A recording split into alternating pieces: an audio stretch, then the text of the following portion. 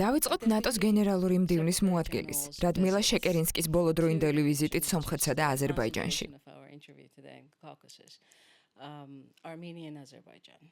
რა არის ის მთავარი შედეგები და დასკვნები, რაზეც შეგიძლიათ გვესაუბროთ? მისი ვიზიტი რეგიონში არის ნათელი სიგნალი იმისა, თუ რაოდენ დიდ მნიშვნელობას ანიჭებს ნატო და მისი მოკავშირეები სამხრეთ კავკასიას. არსებული გეოპოლიტიკური ტურბულენტობისა და მოვლენების ფონზე, მათ შორის უკრაინის წინააღმდეგ რუსეთის აგრესიის გათვალისწინებით, ამ რეგიონის უსაფრთხოება და სტაბილურობა ყველა მოკავშირისთვის უმნიშვნელოვანესია. ეს ვიზიტი სწორედ ამის დასტური იყო. ის ორივე ქვეყანას დეკემბერსა და იანვარში ეწვია. თავარი დასკვნა ისაა, რომ ჩვენი პარტნიორობა, რომელიც 3-10 წლზე მეტ ითვლის, ისეთივე მნიშვნელოვანი და მტკიცეა, როგორც არასდროს.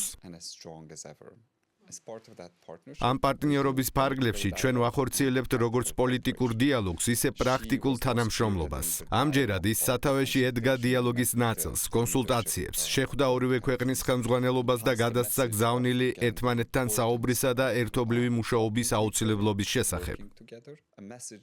მან ხაზი გაუსვა ჩვენი პარტნიორობის მნიშვნელობას და ალიანსისთვის სომხეთისა და აზერბაიჯანის სტაბილურობისა და უსაფრთხოების პრიორიტეტულობას.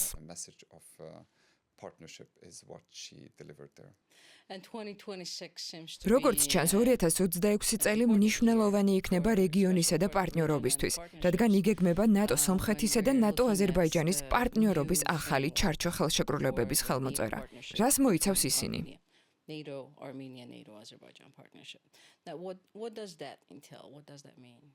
When it comes to the framework of our partnerships, well, as I just said, რაც შეეხება ჩვენი პარტნიორობის ჩარჩოს, როგორც აღვნიშნე, ის დიდი ხანი არსებობს. სომხეთისა და აზერბაიჯანის პარტნიორობა მშვიდობისთვის პროგრამისა და ევროატლანტიკური პარტნიორობის საბჭოს წევრები არიან და მათ უკვე შეიტანეს წვლილი ევროატლანტიკურ უსაფრთხოებაში.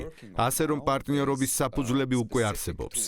ის, რაზეც ახლა ვმუშაობთ, კონკრეტული ინსტრუმენტია. თითოეული პარტნიორისთვის ჩვენ გვაქვს ეგრეთ წოდებული ინდივიდუალურად მორგებული პარტნიორობის პროგრამა. ეს არის დოკუმენტი, რომელიც აერთიანებს ნატოსა და კონკრეტული პარტნიორის სტრატეგიულ ამოცანებსა და მიზნებს. მასში გაწერილია როგორც მნიშვნელოვანი პოლიტიკური მიზნები, ისე პრაქტიკული ღონისძიებები, დაწყებული სამხედრო სწავლებებით, დამთავრებული ენის კურსებით და ასე შემდეგ. ჩვენ ვმუშაობთ ამ დოკუმენტების საბოლოო ვერსიაზე ორივე ქვეყანასთან და ვიმედოვნებთ, რომ ეს მალე მოხდება. ამის შემდეგ თითოეულ პარტნიორს ექნება პრაქტიკული ინდივიდუალური გეგმა. თუმცა ჩვენ ისედაც ბევრ რამეს ვაკეთებთ ერთად. უკვე ვახსენეთ გენერალური მდივნის მოადგილის ვიზიტი. გასულ წელს ნატოს ელჩების ჯგუფი იმყოფებოდა ერევანსა და ბაქოში. ნატოს საპარლამენტო ასამბლეამ გამართა სემინარი სომხეთში და გეგმავს მის ჩატარებას აზერბაიჯანშიც. გარდა ამისა, პრაქტიკული თვალსაზრისით ორივე ქვეყანა მონაწილეობს სხვადასხვა სწავლებასა და წვრთნებში. ასე რომ ბევრი რამ უკვე ხდება. არ მინდა შეიქმნას შთაბეჭდილება თითქოს რაღაცის დაწყებას ველოდებით. გასული 10 წლეულების განმავლობაში ბევრი რამ გაკეთდა და ეს პროცესი ახალი დოკუმენტებით კიდევ უფრო გაძლიერდება. Something to start. A lot has been done in the past decades, and it can only grow stronger with these new documents. I feel that Georgia is missing. მრჩება შთაბეჭდილება, რომ ამ საუბარში საქართველო გამოგვრჩა. საქართველო თითქმის 20 წლეულია ასპირანტი ქვეყანა. რატომ არ ფიგურირებს საქართველო ჩვენს დღევანდელ დიალოგში? საქართველოს შესახებ ჯერ არ გიკითხავთ. რა თქმა უნდა, საქართველო ნატოსთვის მესამე მნიშვნელოვანი პარტნიორია. როგორც თავად აღნიშნეთ, ის ნატოს წევრობის ერთ-ერთი ასპირანტია. ეს მისწრაფება არ არის რაღაც, რაც ნატოსგან მომდინარეობს. როგორც ნებისმიერ სხვა ქვეყანაში, ეს ქართველი ხალხის არჩევანია. თქვენ იცით, რომ ქვეყანაში არსებობს მკაფიო მხარდაჭერა ევროატლანტიკური და ევროპული ინტეგრაციის მიმართ. მეტიც, ეს ჩაწერილია საქართველოს კონსტიტუციაში. ეს არის ჩვენი სახელმძღვანელო პრინციპი. საქართველო პარტნიორია. თბილისში გვაქვს სამეკავშირეო ოფისი, რომელიც ხელს უწყობს ჩვენი ურთიერთობებისა და პრაქტიკული თანამშრომლობის წინსვლას. გვაქვს ნატო-საქართველოს არსებითი პაკეტი. რომელიც უკვე 10 წელზე მეტია მოქმედებს. მისი მეშვეობით ნატოს ექსპერტები კონკრეტულ დახმარებას უწევენ საქართველოს თავდაცვის სამინისტროსა და შეიარაღებულ ძალებს, თავდაცვისა და სამხედრო რეფორმების სხვადასხვა სფეროში. ასე რომ თანამშრომლობა უწყვეტია. Defense reforms and military reforms, so the cooperation is ongoing. And then we look ჩვენი მოლოდინია, რომ საქართველოს მთავრობა ქართველი ხალხის მოთხოვნებისა და საქართველოს კონსტიტუციის ერთგული დარჩება. Okay, let's go back to Armenia and Azerbaijan. დავუბრუნდეთ სომხეთსა და აზერბაიჯანს. სომხეთის დისტანცირება რუსეთისა და კოლექტიური უსაფრთხოების ხელშეკრულების ორგანიზაციისაგან რეგიონში მნიშვნელოვანი გეოპოლიტიკური ცვლილებაა. როგორ პასუხობს ნატო ამას? იღებს თუ არა სომხეთი დამატებით დახმარებას ამ პროცესში? იქნება ეს პარტნიორობის ფარგლებში თუ ნატოს სხვა ტიპის მხარდაჭერა? Support that NATO could provide Armenia in this process of this transformation. Thank you. This gives me an opportunity to clarify. გმადლობთ, ეს კითხვა მაძლევს საშუალებას განვარტო, როგორ მუშაობს ნატოს პარტნიორობა. სინამდვილეში ჩვენ ამას მოთხოვნაზე დაფუძნებულს ვუწოდებთ. ეს ნიშნავს, რომ პარტნიორი თავად მოდის ნატოსთან პარტნიორული ურთიერთობისა და მხარდაჭერის სურვილით. სხვა სიტყვებით, რომ ვთქვათ, ნატო არასდროსაა დაკავებული პარტნიორების და სხვათა შორის არც წევრების ძიებით. მიუხედავად იმისა, თუ რას ისმენთ რუსული პროპაგანდისა და დეზინფორმაციისგან. ნატო არ ფართოვდება თავისთავად, ის არ ნადირობს წევრებზე ან პარტნიორებზე. მე თავად ვარ იმ ქვეყნიდან, რომელიც ალიანსს 1999 წელს შეუერთდა. შემიძლია გითხრათ, რომ 90-იან წლებში ნატოს არ უთხოვია უნგრეთისთვის გაწევრიანება. პირიქით, უნგრეთი ითხოვდა ნატოში მიღებას. რაც შეეხება სომხეთს, ნატო პატივს სცემს ყველა ქვეყნისა და ერის არჩევანს. სომხეთს, როგორც კოლექტიური უსაფრთხოების ხელშეკრულების ორგანიზაციის წევრს, ჰქონდა აბსოლუტურად გამართული და კარგად განვითარებული პარტნიორობა ნატოსთან. ეს არასდროს ყოფილა დაბრკოლება პარტნიორობის განვითარებისთვის. შესაბამისად, სომხეთის საგარეო პოლიტიკაში არსებულ ცვლილებებს ნატო და მისი მოკავშირეები სრულ პატივისცემას უცხადებენ. ჩვენ ამას არ გამსჯით და მზად ვართ მეტის გასაკეთებლად. თუ სომხეთი ასე გადაწყვეტს და ჩვენი პარტნიორობისა და ინდივიდუალურად მორგებული პროგრამის ფარგლებში ეს უკვე ხდება, ჩვენ შეგვიძლია განვიხილოთ დამატებითი შესაძლებლობები თავდაცვის რეფორმების მხარდასაჭერად, შეიარაღებული ძალების მოდერნიზაციისა და საბჭოთა კავშირის სტილის არაეფექტური მეთოდებიდან დასავლური ტიპის სამხედრო მოდელზე გადასასვლელად. ჩვენ პატივს ვცემთ სომხეთის ნებისმიერ არჩევანს. ეს არ არის ის, რასაც ჩვენ ვითხოვთ, მაგრამ მზად ვართ გავაკეთოთ იმდენი, რამდენსაც პარტნიორი ისურვებს. რა თქმა უნდა, იმ პირობით, თუ ეს ალიანსის ინტერესებსაც შეესაბამება. არსებობს თუ არა რაიმე რისკი სომხეთისა და ნატოს პარტნიორობის განვითარების ტემპთან დაკავშირებით?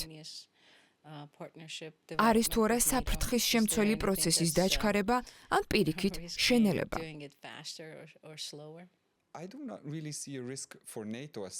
ნატოსთვის რისკს ვერ ვხედავ. თუ არ ჩავთვლით იმ შემთხვევას, როდესაც ჩვენ მიერ გაცემული დაპირების შესრულებას ვერ შევძლებთ.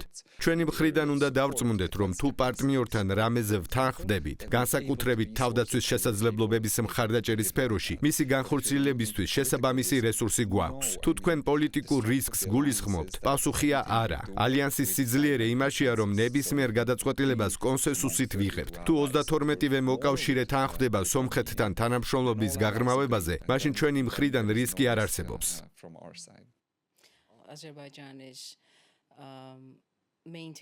აზერბაიჯანი ეკონომიკურ და გარკვეულწილად პოლიტიკურ დონეზე რუსეთთან კარგ ურთიერთობას ინარჩუნებს. როგორ უმკლავდება ნატო ამ მოცემულობას? კიდევ ერთხელ ვიტყვი, არ ვთვლი, რომ აზერბაიჯანისა და რუსეთის ურთიერთობებში ჩარევა გჭირდება. ეს არასდროს ყოფილა დაბრკოლება ჩვენი პარტნიორობისთვის. ჩვენ ამას პატივს ვცემთ და ვიღებთ. აზერბაიჯანთან ბევრ საკითხზე მჭიდროდ თანამშრომლობთ, მათ შორის ენერგოუსაფრთხოებაზე. ის ევროპული ქვეყნებისთვის ენერგიის მნიშვნელოვანი მიმწოდებელია, განსაკუთრებით ახლა, როცა რუსულ რესურსებზე დამოკიდებულებისგან თავისუფლდებით. თანამშრომლობთ სამეცნიერო სფეროში, სამხედრო სწავლებების, განათლებისა და ტრენინგების მიმართულებით. რა თქმა უნდა, არ გვავიწყდება ის მნიშვნელოვანი მხარდაჭერა, რომელიც აზერბაიჯანმა გაგვიწია ავღანეთის ოპერაციებში. ისინი 2021 წელს ქაბულის აეროპორტში არაწევრ ქვეყნებს შორის ერთ-ერთი უკანასკნელნი დარჩნენ. აზერბაიჯანელი სამხედროების სიმამაცე ნატოს არ დავიწყებია.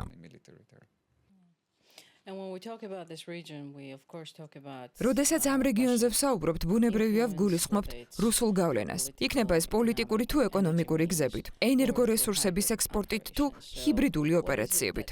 როგორ ეხმარება ნატო სომხეთს, აზერბაიჯანსა და საქართველოს ჰიბრიდული ოპერაციების და დეზინფორმაციის მოგერიებაში? ამ რეგიონის სამივე პარტნიორს, ისევე როგორც თავად მოკავშირეებს, აქვთ რუსულ ჰიბრიდულ ოპერაციებთან ბრძოლის გამოცდილება. ჩვენს გენერალურ მდივანს არ უყვარს სიტყვა ჰიბრიდული, რადგან მისი აზრით ის სრულად ვერ ასახავს იმას, რაზეც სინამდვილეში ვსაუბრობთ. საბოტაჟი, მკვლელობები, არჩევნებში ჩარევაც კი, ეს ძალიან სერიოზული საკითხებია. თუ მათ უბრალოდ ჰიბრიდულს უწოდებთ, შეიძლება რაღაც რბილ და უწყინარ მოვლენად მოგვეჩვენოს. სინამდვილეში ეს არის რუსეთის მხრიდან განხორციელებული უმძიმესი ქმედებები, რომლებიც ემსახურება დემოკრატიის დაზიანებას და დემოკრატიულ გადაწყვეტილებებში ჩარევას. ხშირ შემთხვევაში კი უკრაინისთვის ჩვენი მხარდაჭერის შეფერხებას. ფიქრობ, მოკავშირეებისა და პარტნიორების მაგალითზე ვხედავთ, რომ პირიქით ეს ქმედებები მხოლოდ აძლიერებს უკრაინისადმი ჩვენს მხარდაჭერას და იმედია, ჩვენს დემოკრატიებსაც განამტკიცებს. სწორედ ამიტომ ვმუშაობთ მედეგობის გაძლიერებაზე, ინფორმაციისა და გამოცდილების გაზიარებაზე. where we can work with partners and share information and experience with experiencing such hybrid attacks from Russia. And of course there's an important სომხეთში მნიშვნელოვანი არჩევნები ახლოვდება. ჩვენ ყურადღებით ვაკვირდებით მოვლენებს და ველოდებით რუსულ ჩარევას, რაც სამწუხაროდ ჩვეულებად იქცა დემოკრატიული პროცესების დროს. თქვენ მოკლედ ახსენეთ უკრაინა. არის თუ არა რამე, რაც რუსულ ოპერაციებთან დაკავშირებით ნატომ უკრაინის მაგალითზე ისწავლა და ეხმარება თუ არა ნატო თავის კავკასიელ პარტნიორებს ამ გაკვეთილების საკუთარ სისტემებში დანერგვაში. უკრაინას სამწუხაროდ ბევრი მწარე გაკვეთილი აქვს როგორც ბრძოლის ველიდან, ისე რუსული ჩარევის მეთოდებიდან, რაც ყველამ უნდა გავითვალისწინოთ. ჩვენ რამდენიმე მიმართულებით ვმუშაობთ ამ გაკვეთილების ანალიზისა და დანერგვაზე. პოლონეთში, ბიდგოშჩი დავაფუძნეთ ნატო-უკრაინის ერთობლივი მომზადების განათლებისა და წვრთნის ცენტრი, რომელიც სწორედ ამ გამოცდილებას აგროვებს. ასევე გვაქვს ანალიზისა და გამოცდილების გაზიარების ერთობლივი ცენტრი პორტუგალიაში. ეს ნატო სტრუქტურაა, სადაც ხდება გამოცდილების სისტემატიზაცია. ჩვენ აუცილებლად უნდა გავითვალისწინოთ ის მწარე გაკვეთილები, რომლებსაც უკრაინა ამ სასტიკი ომის ფასად იღებს. Where we also collect the lessons learned, but definitely we need to heed the bitter lessons that Ukraine is learning through. ერთი მნიშვნელოვანი დასკვნა ისიცაა, რომ რუსული სამხედრო მანქანა არ აღმოჩნდა ისეთი ძლიერი, როგორც ყველას გვეგონა. ეს მნიშვნელოვანია გვახსოვდეს. And that's important to keep in mind. Let's მოკლედ შევეხოთ ამერიკას. 5%-იანი ნიშნული. ეს რუსეთისადმი მომავალ საფრთხეებს უკავშირდება თუ ალიანსში აშშ-ს მეტად ჩართულობას. თავდაცვის ხარჯებთან დაკავშირებით ჰააგის სამიტზე მართლაც ისტორიული გადაწყვეტილება იქნა მიღებული. თქვენ ახსენეთ 5%-იანი ნიშნული, რაც გულისხმობს 3.5%-ს უშუალოდ თავდაცვის ხარჯებისთვის და 1.5%-ს თავდაცვასთან დაკავშირებული სფეროებისთვის. მაგალითად, ინფრასტრუქტურა, კიბერთავდაცვა და ასე შემდეგ. ეს მართლაც ისტორიული ნაბიჯია. ფიქრობ, პრეზიდენტ ტრამპსა და მის ადმინისტრაციას ეკუთვნით აღიარება ამ საკითხის ნატოში წინ წამოწევისთვის. ტვირთის სამართლიანი განაწილების მნიშვნელობის ხაზგასასმელად. ეს რიცხვები ჰაერიდან არ არის აღებული. ისინი განსაზღვრულია საფრთხეების შესაბამისად. დაუბრუნდეთ 2022 წლის სტრატეგიულ კონცეფციას, სადაც ორი ძირითადი საფრთხეა გამოკვეთილი. რუსული როგორც ყველაზე პირდაპირი საფრთხე და ტერორიზმი. ჩვენ გვაქვს თავდაცვის გეგმები ამ საფრთხეების მოსაგერიებლად, რაც მოითხოვს კონკრეტულ შესაძლებლობებს ჩვენი შეიარაღებული ძალებისგან. პრეზიდენტი ტრამპი და მისი ადმინისტრაცია ყოველთვის მკაფიოდ საუბრობდნენ იმაზე, რომ ევროპელმა მოკავშირეებმა და კანადამ მეტი პასუხისმგებლობა უნდა აიღონ. to meet, to deter these threats and defend against them. President Trump and the Trump administration has been very vocal and very clear about the importance of burden sharing for European allies and Canada to carry more of the burden. ეს პროცესი უკვე დაწყებულია. ივლისში ანკარის სამიტზე ჩვენ შევაფასებთ, როგორ ასრულებენ მოკავშირეები ჰააგის სამიტზე აღებულ ვალდებულებებს. 5% კონკრეტული რიცხვია, რომელიც ნაკარნახევია საფრთხეებითა და მათზე რეაგირების საჭიროებით. ამან ალიანსი უფრო გააერთიანა. ეს იყო 32-ვე ქვეყნის ერთობლივი გადაწყვეტილება, რაც ორგანიზაციას კიდევ უფრო გააძლიერებს. And that's something that has brought the alliance more together. As you said, it was a decision made together at 32, and will only make the alliance stronger. Then what happens in case რა მოხდება ივლისში, თუ ნატოს ყველა წევრი ვერ მიაღწევს 5%-იან ნიშნულს? კვლავ არსებობს თუ არა შიში, რომ ამერიკის შეერთებულმა შტატებმა შეიძლება ზურგი აქციოს ნატოს? What happens then? And is there still concern that US may back away from NATO? First of all, we don't deal with speculation. უპირველესად, ჩვენ სპეკულაციებით არ ვართ დაკავებულნი. ოპტიმისტურად ვართ განწყობილნი, რომ ყველა შეასრულებს ვალდებულებას, რადგან ყველა ხედავს ჩვენ წინაშე არსებულ საფრთხეებს. აქვე ვიტყვი, რომ პრეზიდენტმა ტრამპმა, მისმა ადმინისტრაციამ, სახელმწიფო მდივანმა რუბიუმ და სხვებმა არაერთხელ დაადასტურეს თავიანთი ურყევი ერთგულება ნატოსა და მეხუთე მუხლის მიმართ. საკმარისია შეხედოთ აშშ-ის სამხედრო წარმოდგენილობას ევროპაში და მათ კონკრეტულ ნაბიჯებს ევროპის უსაფრთხოებისთვის. ეს არ არის საკითხი, რომელზეც შეიძლება ვღელავდეთ. ნატო 5%-იანი ხარჯვითი მიზნით მხოლოდ ძლიერდება.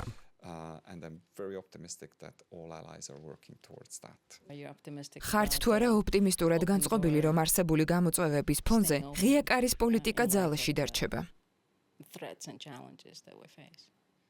So we've always said that NATO's ჩვენ ყოველთვის ვამბობდით, რომ ნატოს ღია კარის პოლიტიკა ისტორიული წარმატებაა. შეხედეთ რეგიონს და იმ მოკავშირეებს, რომლებიც 1999 წლის შემდეგ შემოუერთდნენ ალიანსს. ნახეთ, რა წვლილი შეაქვთ მათ საერთო უსაფრთხოებაში. ღია კარის პოლიტიკა არ არის ის, რისის შეცვლაც შეგვიძლია. ის ჩაწერილია ვაშინგტონის ხელშეკრულების მეათე მუხლში. ამიტომ მისი ვალიდურობა კითხვის ნიშნის ქვეშ არ დგას. ახლა მთავარია, რამდენად მზად იქნებიან ასპირანტი ქვეყნები საჭირო რეფორმების გასატარებლად და როდის იქნებიან მოკავშირეები მზად გაფართოების შესახებ გადაწყვეტილების მისაღებად. კარი ღიაა და ეს ისტორიული ფაქტია, ასე რომ მომავლის მიმართ ოპტიმიზმის საფუძველი ნამდვილად არსებობს.